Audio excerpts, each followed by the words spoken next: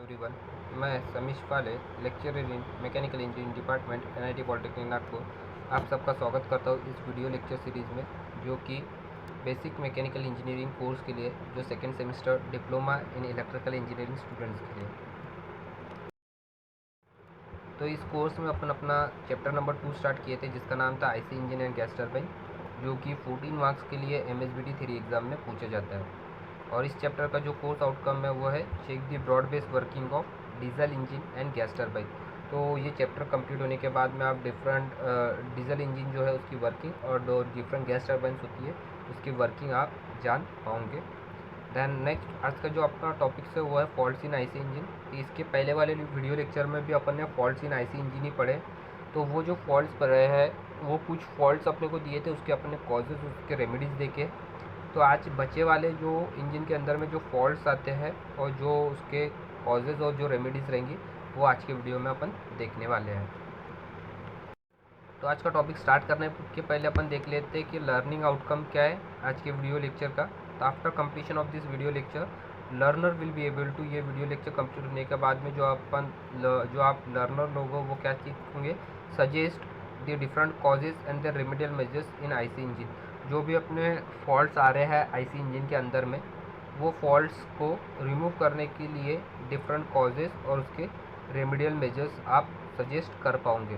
Then PO and PSO mapping. तो PO कौन सा मैप हो रहा है आज के वीडियो में वो अपन देख लेते हैं। PO इज़ नथिंग बट होता है प्रोग्राम आउटकम और PSO होता है प्रोग्राम स्पेसिफिक आउटकम। तो जो आज के वीडियो में PO मैप हो रहा है वो हो रहा है सबसे पहला PO1, that is basic and discipline specific knowledge. सबसे पहला PO मैप हो रहा है that is PO1, that is basic and discipline specific knowledge. Then PO4 that is engineering tools experimentation and practices. सबसे पहला PO में पूरा PO1 and PO4 that is engineering tool experimentation and practices. Then PO6 that is project management. ये PO में पूरा अपना that is PO6 project management. And last जो PO में पूरा वो है PO7 that is life long learning. ये POs आज के अपने वीडियो से मैप्ड हो रहे हैं। टॉपिक स्टार्ट करते हैं। तो उसमें सबसे पहला देखते हैं अपने को क्या दिया हुआ है, कॉज क्या दिया हुआ, फॉल्ट दिया हुआ है इंजन के अंदर में लो पावर डेवलप। जो इंजन है उसके अंदर में का जो है वो कम पावर डेवलप कर रहा है। जो अपनी गाड़ी है वो जितना पावर डेवलप करना चाहिए उतना पावर डेवलप नहीं कर रही है। तो उसका क्या कॉज और उसका क्या रेमेडीज़ हो सकता है वो अपन देखते हैं। तो सबसे पहला डिफेक्टिव इग्निशन सिस्टम। जो अपना इग्निशन सिस्टम है, जो पावर डेवलप करने के लिए जो स्पार्क प्लग है जो वो है, अगर वो डिफेक्टिव है, अगर उसके अंदर का जो कॉइल वगैरह है या फिर अपना फ्यूल इंजेक्टर सिस्टम जो है अगर वो डिफेक्टिव है, जो अपना इग्निशन सिस्टम है जो जलाने के लिए, जो फ्यूल जलाने के लिए जो इग्निशन सिस्टम अपन यूज़ कर रहे हैं, अगर वो ख़राब है तो अपना पावर डेवलप नहीं होगा उतना। तो उसके लिए अपने को क्या करना पड़ेगा, check timing, distributor, wiring, condenser coil, coil and plug. तो ये जो भी इग्निशन सिस्टम है वो इग्निशन सिस्टम को पूरा का पूरा अपने को चेक करना पड़ेगा और उसको रिमूव करना पड़ेगा। उसके अंदर में अगर कुछ भी प्रॉब्लम आ रहे हैं वो इग्निशन सिस्टम के अंदर में जो भी फॉल्ट्स आ रहे हैं उसको अपने को क्या करना पड़ेगा, सुधारना पड़ेगा। तो सबसे पहला लो पावर डेवलप का इग्निशन सिस्टम खराब होने के कारण से होता है। Then second defective fuel system. Secondary throttle valve not opening. जो अपना फ्यूल सिस्टम है अगर वो ख़राब हो गया है, फ्यूल सिस्टम जो है वो बराबर काम नहीं कर रहा है, अगर फ्यूल सिस्टम में से फ्यूल ही बराबर नहीं आ रहा है तो जाहिर सी बात है अपना फ्यूल जलेगा नहीं, और अगर फ्यूल नहीं जलेगा तो जितना पावर डेवलप होने का उतना पावर डेवलप नहीं होगा। तो अपने को क्या करना पड़ेगा उस टाइम पे, जो फ्यूल सिस्टम है उसको चेक करना पड़ेगा। जैसा कि फ्यूल सिस्टम में आता है अपना कार्बोरेटर को चेक करना पड़ेगा, चोक्स चेक करना पड़ेगा, फिल्टर बराबर चेक करना पड़ेगा, जो एयर क्लीनर है जहाँ से एयर आ रही है उसको चेक करना पड़ेगा, और फ्यूल पंप। ये सारी चीज़ें अपने को क्या करना पड़ेगा, चेक करना पड़ेगा। उसके बाद में ही अपने को पता चलेगा कि प्रॉब्लम कहाँ पर आ रही है। अगर पावर कम डेवलप हो रहा है तो पावर क्यों कम डेवलप हो रहा है, उसके लिए फ्यूल सिस्टम, एक तो इग्निशन सिस्टम ख़राब हो सकता है या फिर फ्यूल सिस्टम।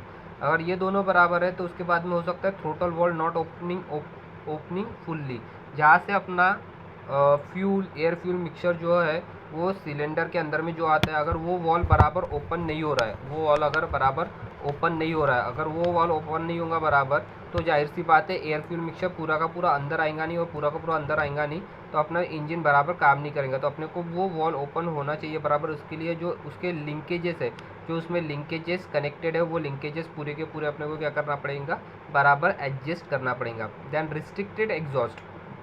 जो अपना एग्जॉस्ट है इंजन के अंदर में का, अगर वो रिस्ट्रिक्ट हो रहा है, वो पूरी तरीके से बाहर निकल नहीं रहा है, अगर एग्जॉस्ट क्या हो रहा है अपना रिस्ट्रिक्ट हो रहा है, अगर वो पूरी तरीके से बाहर नहीं निकल रहा है, तब भी क्या होगा, अपना इंजन जो है वो बराबर पावर डेवलप नहीं होगा, क्योंकि पुराना एग्जॉस्ट अगर बाहर निकल ही नहीं रहा है तो नया एयर फ्यूल मिक्सचर कैसे आएगा, और नया एयर फ्यूल मिक्सचर नहीं आएगा तो जाहिर सी बात है वो जलेगा ही नहीं, तो पावर डेवलप नहीं होगा। तो उसके लिए अपने को क्या करना पड़ेगा, चेक टेल पाइप, जो एग्जॉस्ट का पाइप है वो अगर उसमें कचरा वगैरह आ गया वो चेक करना पड़ेगा, एंड मफलर्स एलिमिनेट रिस्ट्रिक्शन, जो भी रिस्ट्रिक्शन कर रहे हैं एग्जॉस्ट निकलने के लिए उसको सारे को एलिमिनेट करना पड़ेगा। देन लो ऑफ कॉम्प्रेशन, जो अपना कॉम्प्रेशन जितना जनरेट होना चाहिए अगर इंजन के अंदर में उतना कॉम्प्रेशन नहीं जनरेट हो रहा है, तब भी अपना क्या होगा कि इंजन में का पावर बराबर डेवलप नहीं होगा। तो उस टाइम पे अपने को क्या करना पड़ेगा, चेक कंप्रेशन और लीकेज, कंप्रेशन क्यों बराबर नहीं हो रहा है वो अपने को चेक करना पड़ेगा, और अगर कुछ लीकेजेस आ रहे हैं क्या वो भी अपने को चेक करना पड़ेगा। Then excessive carbon in engine, जो इंजन है जो अपना स्पार्क प्लग है, अगर उसके अंदर में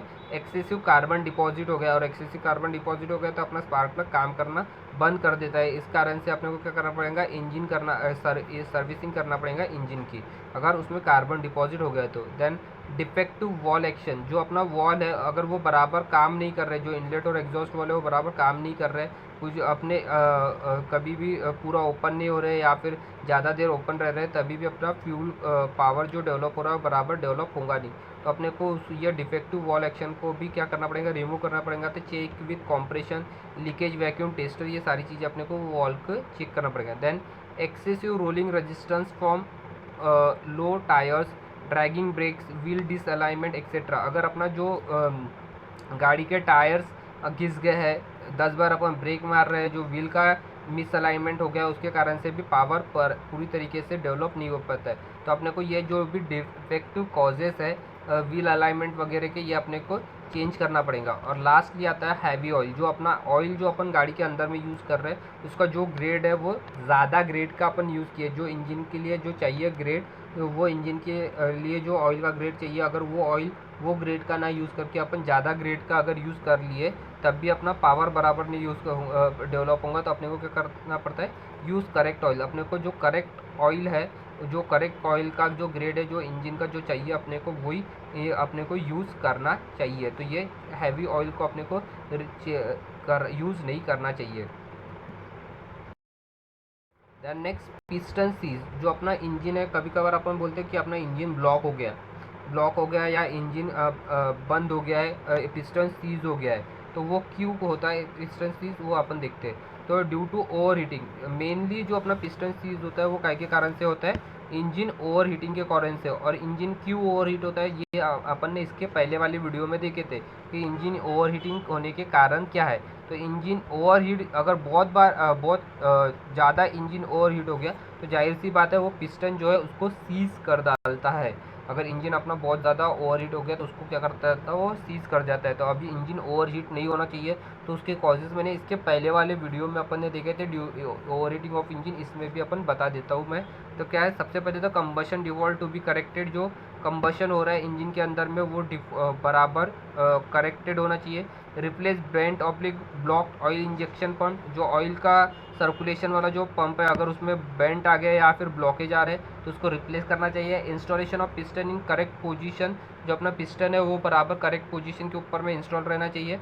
avoid mall functioning in the cooling system, जो अपना कूलिंग सिस्टम है उसमें खराब जो कूलिंग सिस्टम जो चाहिए वही और ग्रेड का ऑयल वगैरह यूज़ करना चाहिए। पता चल रहा है अपन कुछ कुछ यूज़ कर रहे हैं, कुछ का कुछ यूज़ कर रहे हैं, तब भी अपना पिस्टन क्या हो जाता है, सीज हो जाता है। तो ये कुछ कॉजेस है। देन इम्प्रॉपर ल्यूब्रिकेशन, पहला कॉज तो इंजन सीज होने का ओवर हीटिंग के कारण है, और ओवर हीटिंग क्यों होती है, ल्यूब्रिकेशन बराबर नहीं होने के कारण से।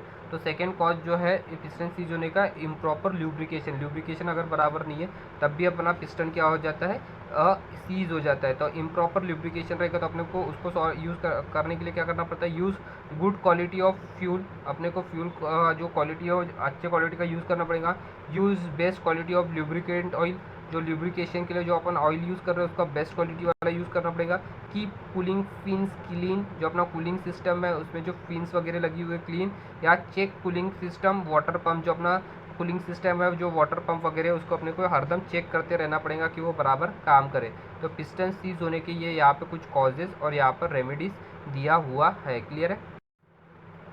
द नेक्स्ट इफेक्ट है इफेक्ट ऑफ नॉकिंग, अपने को सबसे पहले नॉकिंग का इफ़ेक्ट जानने के पहले अपने को जानना पड़ेगा कि नॉकिंग मतलब होता क्या है।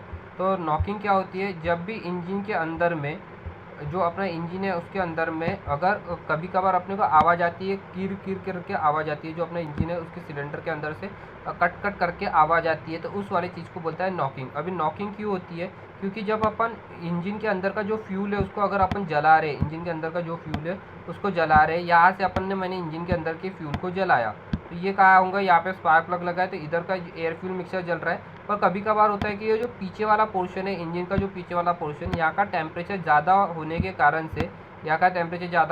से इंजन का जो एयर फ्यूल मिक्सचर है ये इधर से भी जलना चालू होता है, और इधर से भी जलता है, इधर से भी जलता है। तो ये जब दोनों साइड से फ्यूल जलता है तो एक टाइम पर ऐसा हो जाता है कि ये जो दोनों जलने वाली जो चीज़ें हैं, लेयर्स है, वो एक जगह पे आके एक दूसरे को स्ट्राइक करती है, एक दूसरे को क्या करती है, स्ट्राइक करती है। और जब वो एक दूसरे को स्ट्राइक करती है तो उस टाइम पे अपने को इंजन में से आवाज़ आती है, एक अजीब सी आवाज़ आती है, तो उस आवाज़ को बोला जाता है नॉकिंग। उस आवाज़ को क्या बोलते हैं, नॉकिंग बोलते हैं। तो ये नॉकिंग, इंजन के अंदर में नॉकिंग होने के कारण से क्या कॉजेज, क्या इफेक्ट गिरते हैं इंजन के ऊपर में, वो अपन देखते हैं। तो सबसे पहला तो नॉइस जनरेट हो जाती है अपने इंजन के अंदर में। जैसा अपना नॉकिंग हुआ, मैंने बताया ये नॉकिंग किस कारण से होती है, तो वो नॉकिंग हुई तो नॉइस ज़्यादा जनरेट होती है। As intensity of detonation increases, जैसे जैसा वो नॉकिंग का ही दूसरा नाम क्या है, डिटोनेशन। जब नॉकिंग बढ़ती रहती है इंजन के अंदर में तो तब वो नॉकिंग के कारण से क्या होती है, इंटेंसिटी बढ़ने के कारण से नॉइज़ बढ़ती है। The sound intensity increases and it is harmful. और ये जो साउंड इंटेंसिटी है वो बढ़ती रहती है और वो क्या है, बहुत ज़्यादा हार्मफुल है इंसान के लिए, वो बहुत ज़्यादा क्या है, हार्मफुल है इंसान के लिए, इसलिए नॉकिंग नहीं होना चाहिए। तो नॉकिंग का सबसे पहला कॉज क्या है, नॉइज़ ज़्यादा प्रोड्यूस होती है इंजन के अंदर में, और वो जो कि हार्मफुल है। देन नेक्स्ट है मैकेनिकल डैमेज। तो ये जो नॉकिंग है इसके कारण से जो अपना इंजन के जो पार्ट्स है वो भी डैमेज होते हैं, तो मैकेनिकल डैमेज भी होता है इंजन में नॉकिंग होने के कारण से। तो shock waves are so violent, जो ये इसके कारण से, नॉकिंग होने के कारण से जो वेव्स बनती है वो इतनी वायलेंट रहती है दैट इट में cause mechanical damage like breaking of piston. इसके कारण से, नॉकिंग होने के कारण से जो अपना पिस्टन है वो तक के ब्रेक हो जाता है। नॉकिंग होने के कारण से जो है क्या है, अपना पिस्टन इतना वायलेंट रहती है उसकी वेव्स की, क्या वो जो अपना पिस्टन है वो भी ब्रेक हो जाता है, और मैकेनिकल डैमेज जो अपने लिंकेजेस है वो भी डैमेज हो जाते थे। It increases the rate of wear erosion of piston, और ये क्या कर देता है कि पिस्टन का जो वियर का रेट है वो ज़्यादा से ज़्यादा बढ़ा जाता है। तो नॉकिंग से पिस्टन का वियर रेट भी बढ़ता है। Then next, power output and efficiency decreases. अगर इंजन के अंदर में नॉकिंग हो रही है तो पावर आउटपुट जो है और इफिशियंसी इंजन की जाहिर सी बात है डिक्रीज हो जाएंगी ड्यू टू अबनॉर्मल कंबशन। जो ये कंबशन जैसा होना चाहिए उस तरीके से होगा नहीं, अपने ही मान से कहीं पे भी कुछ भी कंबशन होगा तो उसके कारण से क्या हो जाता है कि अपना इंजन की इफिशियंसी और पावर आउटपुट क्या हो जाता है, कम हो जाता है। तो नॉकिंग के कारण से नॉइस पोल्यूशन होता है, मैकेनिकल डैमेज होता है, और पावर आउटपुट और इफिशियंसी भी क्या हो जाती है, इंजन की कम हो जाती है, थर्मल इफिशियंसी और आउटपुट भी कम होता है। Then next, increase in heat transfer. अभी ज़्यादा हीट दोनों तरफ से इंजन के अंदर में फ्यूल बर्न होने के कारण से क्या हो जाता है, हीट ट्रांसफ़र भी बढ़ जाता है, इंक्रीज़ हो जाता है। इंजन के अंदर का जो हीट ट्रांसफ़र है वो क्या हो जाता है, इंक्रीज़ हो जाता है। तो temperature of cylinder in detonating engine is higher than in non detonating engine, hence increases the heat transfer. तो टेम्परेचर जो डिटोनेशन, जिस वाले इंजन में के अंदर में डिटोनेशन हो रहा है उस इंजन के अंदर में क्या होता है कि टेम्परेचर ज़्यादा बढ़ रहता है एज़ कम्पेयर टू जिस वाले इंजन के अंदर में डिटोनेशन नहीं हो रहा है। मतलब जिस इंजन के अंदर में नॉकिंग हो रहा है उस इंजन का टेम्परेचर ज़्यादा रहता है एज़ कम्पेयर टू जिस इंजन में नॉकिंग नहीं हो रही है। और जिस इंजन में डिटोनेशन ज़्यादा होगा उस इंजन में हीट ट्रांसफ़र भी क्या होगा, ज़्यादा होगा, और हीट ट्रांसफ़र ज़्यादा होगा तो जो अपना इफिशियंसी वगैरह वो सारी चीज़ें क्या हो जाती है, कम हो जाती है। तो ये कुछ कॉजेज़, ये कुछ इफ़ेक्ट्स है नॉकिंग के, इंजन के अंदर में नॉकिंग होने के कारण से ये कुछ इफ़ेक्ट्स गिरते हैं इंजन के ऊपर में। क्लियर है। नेक्स्ट है कार्बन डिपॉजिट का, नॉकिंग डिपॉजिट भी होता है। नॉकिंग होने के कारण से क्या होता है, कार्बन जो डिपॉजिट है वो भी होता है अपने इंजन के अंदर में, कार्बन डिपॉजिट भी होता है। तो detonation result in increase in carbon deposit, और कार्बन डिपॉजिट हो गए इंजन के अंदर में तो अपना इंजन बराबर काम नहीं करता है, तो इंजन के अंदर में अपने कार्बन डिपॉजिट भी होता है। तो ये कुछ कॉजेस है इफेक्ट ऑफ नॉकिंग के ये कुछ कारण है। तो नॉकिंग अपने इंजन के अंदर में होना नहीं चाहिए। तो let us summarise what we have learn today. आज अपन ने क्या पढ़े वो एक बार समराइज कर लेते हैं। तो आउटकम ऑफ टुडेज लेक्चर क्या था। अपन टुडेज लेक्चर में अपन ने क्या क्या पढ़े। अपन ने देखे कि जो अपने को फॉल्ट दिए हुए थे इंजन के, उसके का होने के क्या क्या कारण है, उसके कॉजेज देखे और उसके अपन ने रेमेडीज देखे।